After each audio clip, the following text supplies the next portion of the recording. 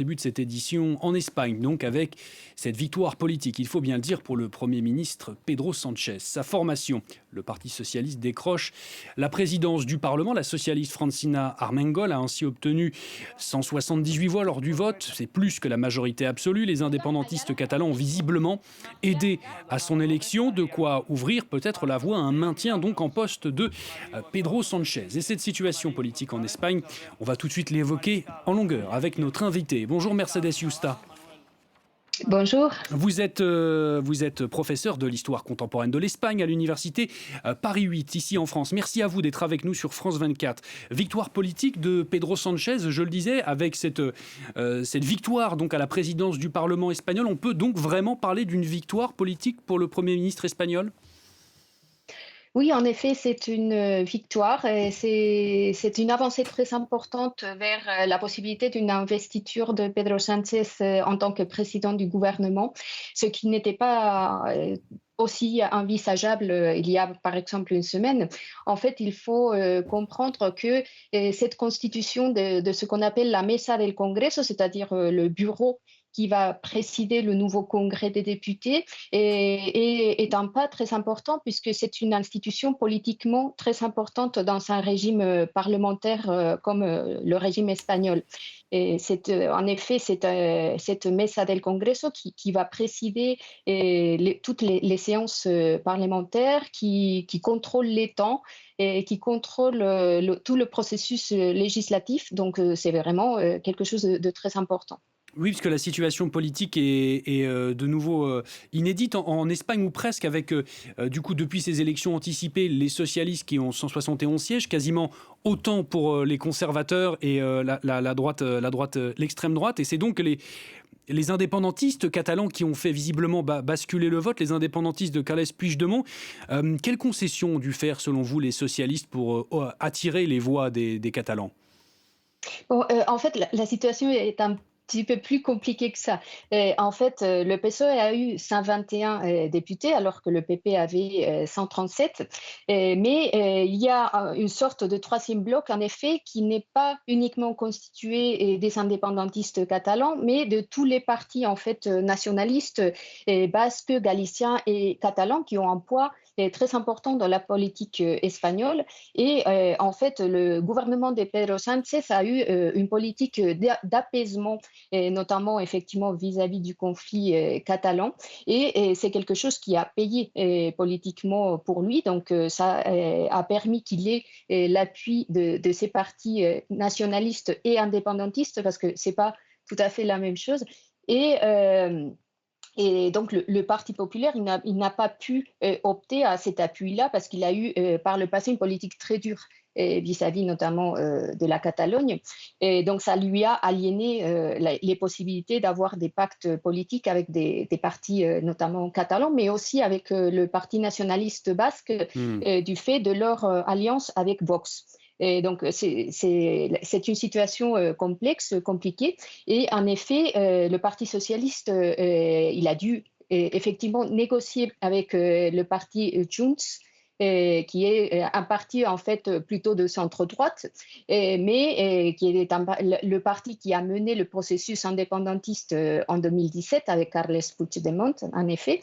Et les concessions qui apparemment sont dans la table des négociations, c'est notamment l'utilisation du catalan dans le congrès des députés et les institutions, et aussi, de façon plus importante politiquement, la possibilité d'une amnistie pour les politiques qui sont en prison ou sur lesquels pèsent des condamnations pénales du fait du processus d'indépendance mené en 2017.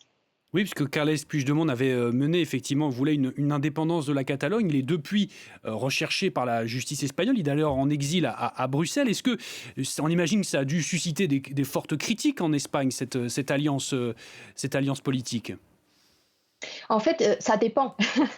En effet, il y a des secteurs, notamment, de droite et les secteurs, qui sont proches, du Parti populaire ou de Vox et qui sont critiques vis-à-vis de cette situation. Au sein du Parti socialiste, aussi, il n'y a pas, l'unanimité vis-à-vis de la politique à mener et sur cette, question catalane. Il y a des fortes, dissensions, en fait. Il y a un secteur progressiste qui est pour l'apaisement de ce conflit catalan. Hmm. Et en fait, il faut noter par exemple que en 2017, au moment de ce processus d'indépendance, la Catalogne était citée dans les enquêtes par les Espagnols comme le problème numéro un d'Espagne. En 2018, c'était plus le cas.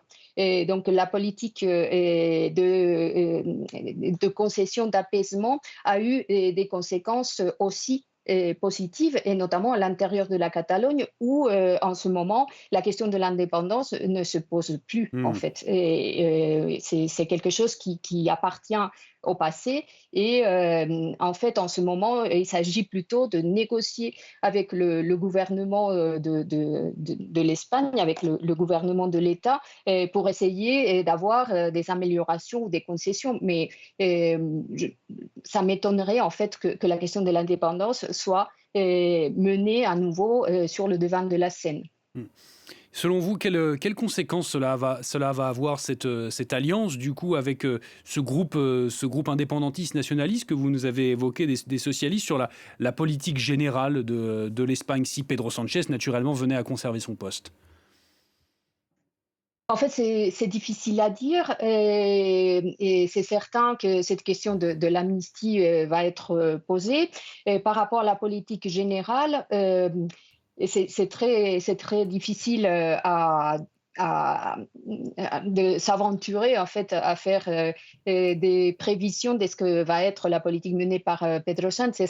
Et en fait, si il réédite cette alliance qui, en fait, ça a été à peu près l'alliance qui a été à la tête du gouvernement dans la précédente législature, on peut aventurer que la politique va être à peu près la même, c'est-à-dire de continuer à travailler sur un apaisement du conflit catalan et à approfondir dans les politiques sociales qui ont été déjà avancées par l'intérieur gouvernement, notamment la réforme du Code du travail, la loi sur le logement et des questions de cet ordre-là qui étaient dans le programme du PSOE en fait. Merci beaucoup, Mercedes Yusta, d'avoir répondu à nos questions ce midi sur France 24. Je rappelle que vous êtes professeur d'histoire contemporaine de l'Espagne, ici en France, à l'Université Paris 8. Merci beaucoup.